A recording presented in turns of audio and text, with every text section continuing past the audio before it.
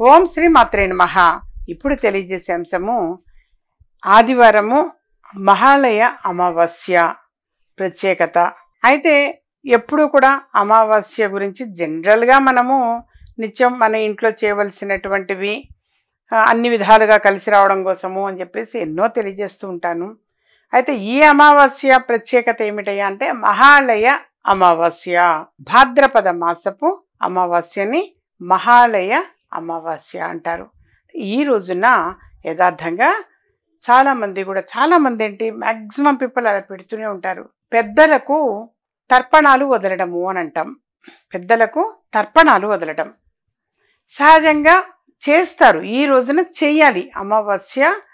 అందున ఈ 15 రోజులు కూడా పితృపక్షాలు అని చెప్పేసి చేశారు. ఎవరు ఏ తిథి నాడైతే గనక ఒకవేళ కాలం చేస్తుంటారో ఆ తిథి రోజున వాళ్ళు ఒక్కొక్కళ్ళ ఇంటి తీరు చేసుకుంటుంటారు. కొంతమంది బ్రాహ్మణులకే స్వయం పాకం ఇస్తుంటారు, కొద్దిమంది వాళ్ళ ఇంట్లో బంధుమిత్రులందరినీ పిలుచుకొని చేసుకుంటూ ఉంటారు.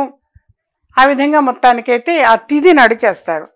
కానీ ఈ అమావాస్య అనేటువంటిది మాత్రం పెద్దవాళ్ళకి తర్పణాలు వదలటము అనేటువంటిది ప్రత్యేకత. ఈ అమావాస్య నాడు యథార్థంగా పిండ ప్రదానం చేయడం కానీ తర్పణాలు వదలడం కానీ చేస్తూ ఉంటారు. ఆ విధంగా చేయాలి, తప్పనిసరిగా ఆచరించాల్సిందే.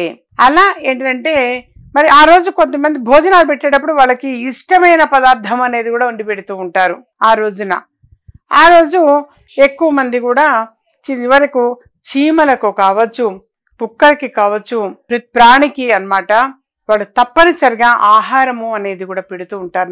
చాలా మంది కూడా ఆహారం పెడుతుంటారు పక్షులకి, ఈ అన్ని అన్నమాట ప్రాణులకి, జీవికి అలా పెడుతుంటారు. ఆ రోజున ఇష్టంగా చేస్తుంటారు, సహజంగా ఇష్టంగా చేస్తుంటారు. వాళ్ళు ఆ రోజున వాళ్ళు ఎవరిదైతే ఉంటుందో ఆ తిథి అంటే ఎవరు ఏ తిథిన పోయినా కానీ అమావాస్య నాడు మాత్రం తప్పనిసరిగా తర్పణాలు వదులుతారు.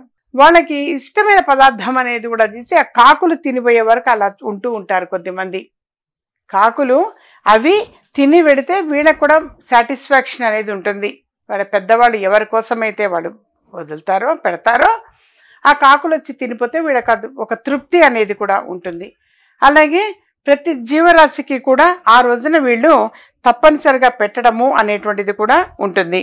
అలాగే బట్టలు అనేది కూడా దానం చేస్తుంటారు, లేదా ఇంటికి బ్రాహ్మణుని పిలిచైనా సరే ఇస్తుంటారు. వాళ్ళకి నచ్చినవన్నీ కూడా, అది వస్త్రదానం కావచ్చు, స్వయం పాకం విషయం కావచ్చు, అన్నీ కూడా తప్పనిసరిగా ఇస్తూ ఉంటారు. అలాగే పితృదోషంతో గనక బాధపడుతున్నటువంటి వాళ్ళు ఈ రోజున పూజలు నిర్వహించటము అనేటువంటిది ఉంటుంది. దానివల్ల ఏంటంటే విముక్తి పొందుతారు అని చెప్పేసి వాళ్ళు విశ్వసించి పితృదోషము అనేటువంటిది ఉన్నవాళ్ళు తప్పనిసరిగా చేస్తారు. పితృదోషము అనేటువంటిది ఉన్నవాళ్ళు కూడా యథార్థంగా ఈ అమావాస్య నాడు మాత్రము పెద్దలకు తర్పణాలు వదలడము, పిండ ప్రదానం చేయటము అనేటువంటిది మాత్రం చేస్తూ ఉంటారు. అలాగే వాళ్ళ పేరు మీదుగా అన్నమాట అలా చేస్తూ ఉంటారు. ఆ రోజున యథార్థంగా పూర్వీకులకు శ్రాద్ధ కర్మలను నిర్వహించడానికి వీటన్నిటికీ కూడా మహాలయ అమావాస్య అనేటువంటిది చాలా చాలా మంచి రోజు అని చెప్పేసి ఆధ్యాత్మిక పరంగా కూడా ఒక ప్రాముఖ్యత అనేటువంటిది కలిగినటువంటి రోజు ఈ రోజు.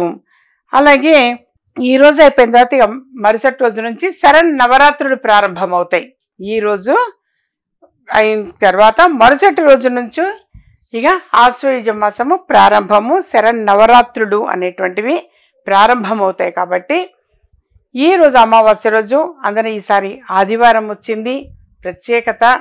అలాగే ఈరోజు ఏదైనా సరే పెద్దవాళ్ళకి తర్పణాలు వదలడము, శ్రాద్ధ కర్మలు పెట్టడము, ఈ పిండ ప్రదానం చేయటము, ఇవన్నీ కూడా ఈరోజు తప్పనిసరిగా చేస్తే వాళ్ళ ఆశీస్సులు పొందుతారు అని చెప్పేసి ఒక నమ్మకం. తప్పనిసరిగా వాళ్ళ ఆశీస్సులు పొందుతారు మీ కుటుంబానికి కావచ్చు, మీ వంశానికి కావచ్చు, మీ పిల్లలకి అందరికీ కూడా ఆ పెద్దవాళ్ళ ఆశీస్సులు అనేటువంటిది అవసరము.